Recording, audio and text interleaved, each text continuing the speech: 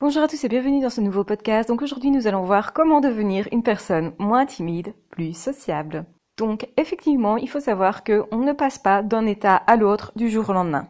Ça demande un apprentissage, un travail continuel et ce qui est important c'est de s'y maintenir. Donc c'est-à-dire que vous allez devoir faire des efforts, mais de petits efforts, non pas de gros efforts, mais des efforts qui vont être réguliers. Ça veut dire tous les jours des exercices qui vont vous permettre d'aller de l'avant. Vous avez identifié votre objectif parce que vous vous dites ok je suis trop timide, c'est dire aussi j'ai pour objectif de l'être moins, j'ai pour objectif de sortir un peu ma coquille, d'être plus à l'aise, etc. Et il faut voir aussi de quoi émane votre timidité. Votre timidité, c'est votre histoire. Qu'est-ce que vous avez vécu dans le passé qui fait que vous n'avez pas confiance en vous? Est-ce que vous avez souvent été humilié, rejeté? Est-ce que vous vous êtes vous-même critiqué? Parce qu'en réalité, ce qui est important, c'est pas tellement comment on vous a traité. Ce qui est important, c'est comment vous vous traitez vous aujourd'hui. Donc la première chose à faire, c'est vous parler correctement. Arrêtez de vous dire je suis nulle, je n'y arriverai pas, je n'ai pas le corps qu'il faut, je n'ai pas l'âge qu'il faut, je n'ai pas le sexe qu'il faut, je voudrais plutôt être un homme ou être une femme, ou je voudrais plutôt être plus grand, plus beau, plus ci, plus là, on s'en fiche. Ce ne sont que des caractéristiques. Vous êtes obligé de faire avec vos caractéristiques. Il y a évidemment des choses que vous pourrez modifier.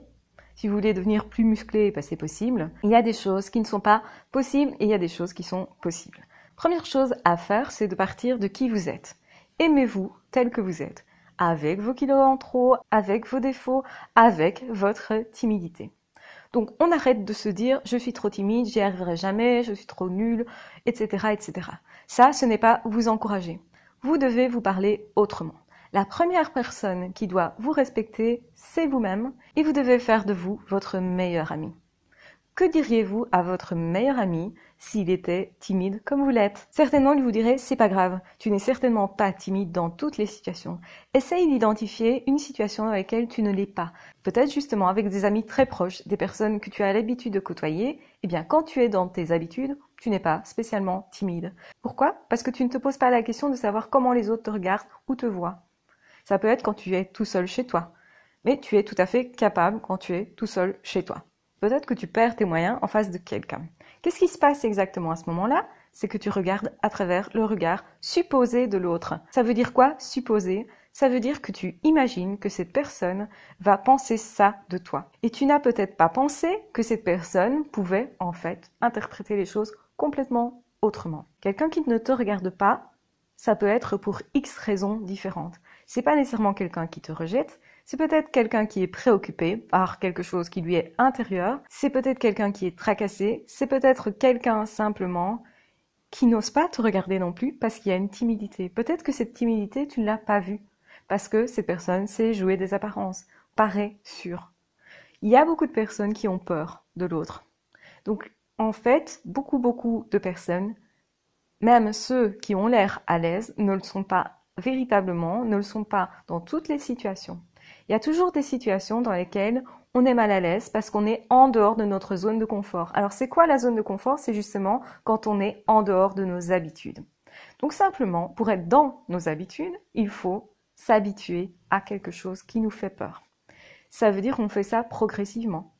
Si effectivement on ne fait pas ça suffisamment progressivement, ça ne fonctionne pas. Donc c'est important de s'encourager tous les jours, mais à faire de petits efforts. Si je veux devenir moins timide, je sais déjà avec précision quel est mon objectif.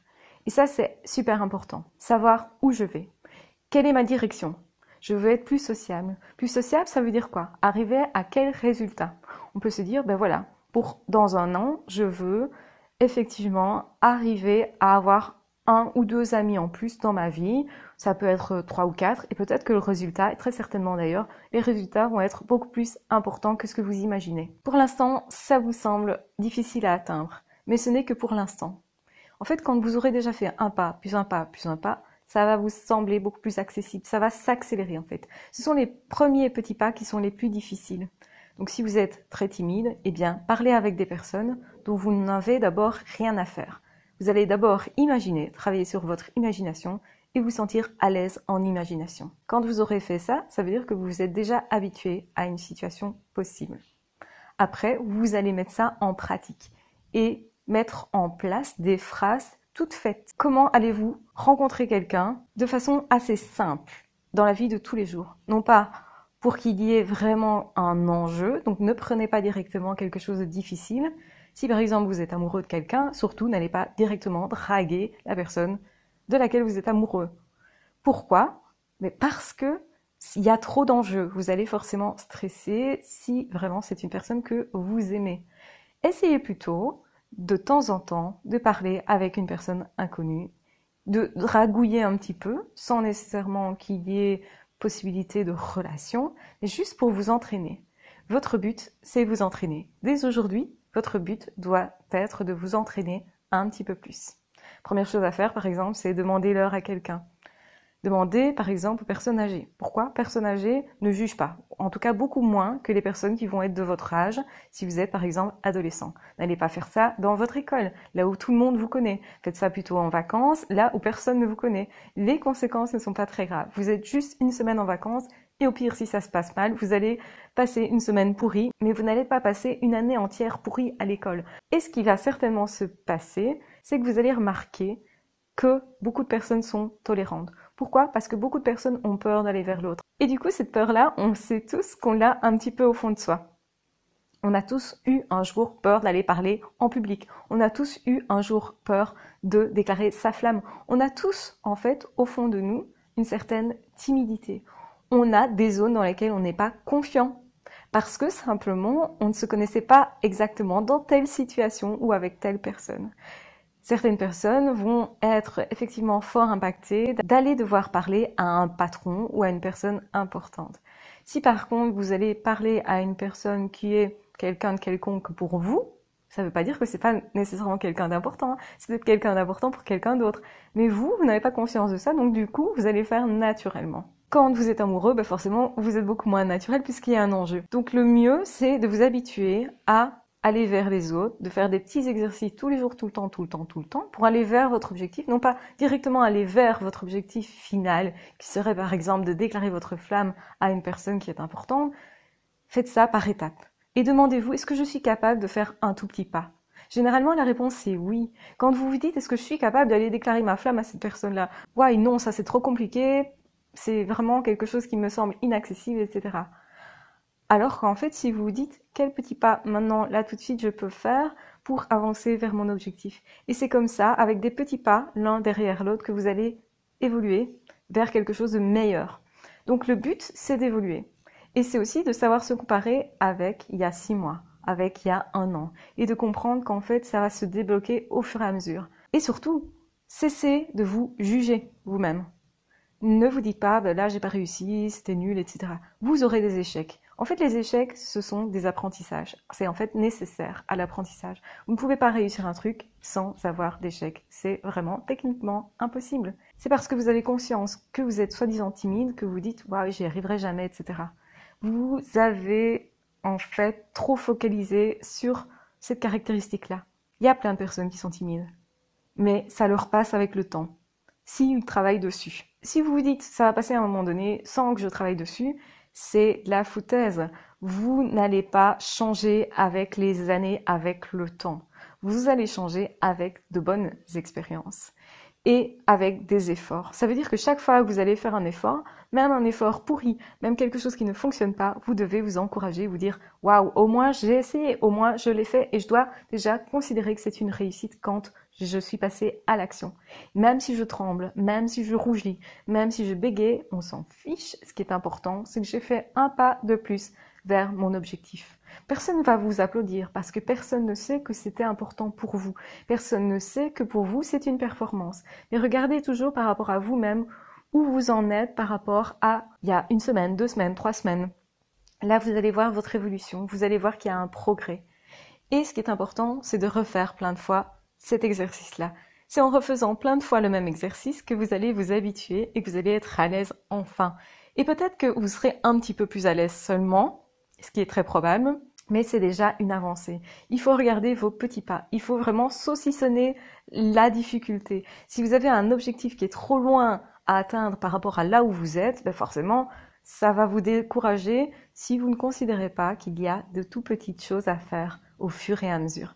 C'est l'intérêt de saucissonner. Donc, on ne mange pas un saucisson en une fois. Non, on coupe des petits bouts et par petites tranches, vous pourrez manger la chose en question. Donc, sinon, vous allez être écœuré, ça va pas être bon, etc. et indigeste, etc. Ici, ce que je vous recommande, c'est vraiment prendre votre difficulté, entre guillemets, hein, qui peut être aussi un défi. Essayez de voir ça plutôt comme un défi. Et dites-vous, un jour, je vais y arriver. Je sais pas quand, c'est une question de temps, mais un jour, je vais y arriver.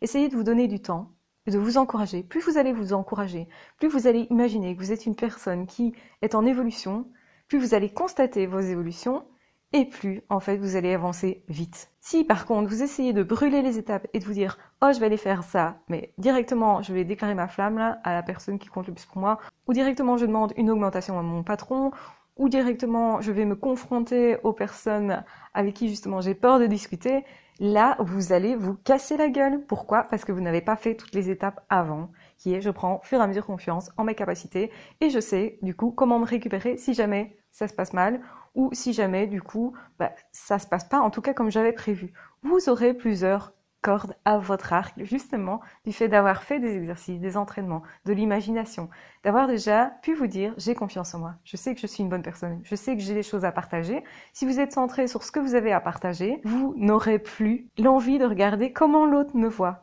Et peut-être que comment l'autre me voit va se transformer justement de ce fait-là, et vous allez vous dire, l'autre va forcément à un moment donné se rendre compte que je suis une chouette personne, que ça va le faire, que c'est aussi à son avantage, etc.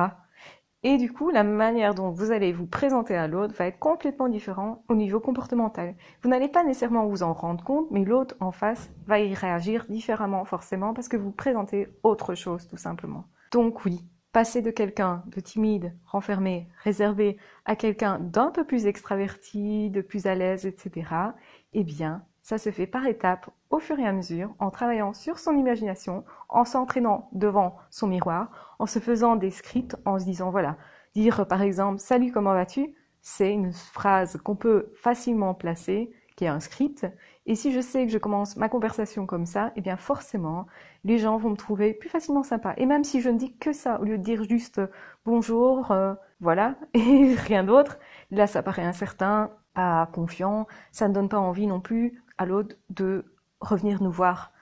Mais rien que dire « Salut, comment vas-tu ?» comme c'est familier, les gens, si on dit ça avec le sourire et avec le sourire dans la voix aussi, et bien forcément les gens vont se dire « Tiens, c'est qui cette personne? Pourquoi cette personne a l'air sympa, souriante, etc. » Et donc forcément les autres, s'ils savent que vous avez une opinion d'eux qui est plutôt positive, ils vont avoir envie d'aller vers vous. Et vous, c'est la même chose. Plutôt que de vous dire « Oh, l'autre va forcément me rejeter, etc. » Eh bien, si vous dites l'inverse, oh, l'autre va forcément me voir comme une personne plutôt chouette et tout, parce que moi je pense que je suis chouette, à ce moment-là, vous allez changer d'attitude et l'autre va plus facilement vous accueillir. Et donc, l'autre, en fait, va se positionner différemment. Et tout ça, ce sont des étapes, ça se travaille, vous allez vous déprogrammer pour vous reprogrammer quelque part au niveau du comportement, votre manière d'être, etc. Et puis, vous allez créer vos propres phrases. Et au fur et à mesure, vous allez rentrer en relation de plus en plus facilement parce que vous aurez eu l'habitude de sortir telle ou telle phrase. Vous aurez éventuellement justement des plans B, je vais dire, sur lesquels vous pouvez vous récupérer. Vous sentez que vous ne savez plus quoi dire, etc. Mais c'est pas très grave si vous ne savez plus quoi dire. Ce qui est important, c'est de créer du lien. Et créer du lien, ça se fait au fur et à mesure. Il faut parfois croiser 30 fois une personne pour qu'enfin le lien se fasse et de façon beaucoup plus naturelle. Prenez votre temps. Ne pensez pas que vous devez faire une performance en une seule fois, en une rencontre. Voilà, en faisant comme ça, au fur et à mesure, vous allez améliorer votre situation, tout simplement. Voilà, je vais arrêter ici ce podcast parce que je pense qu'il est assez long. J'espère qu'il vous aura donné en tout cas des pistes pour décoincer votre situation, pour vous encourager à travailler, pour voir un petit peu plus clair sur quoi devez-vous travailler. L'opinion que vous avez de vous-même, ce que vous vous dites tous les jours, la manière de vous encourager, la manière de vous voir, de vous percevoir, comment je peux faire pour parler à l'autre, quelles phrases je vais dire, etc. Comment je peux me faire passer pour sympa. Et à ce moment-là, au fur et à mesure, vous allez mettre plein de choses en place pour, en tout cas, améliorer votre situation, saucissonner les choses, découper les choses en petites parties, c'est ça que ça veut dire. Considérez que votre objectif est facile d'accès du fait, justement, de faire ça par petites étapes. Voilà, n'hésitez pas à partager, à liker, à vous abonner si ce n'est pas déjà fait. Et de toute façon, on se retrouve très vite dans d'autres vidéos ou dans d'autres podcasts. En attendant, prenez bien soin de vous. À ciao, bye bye!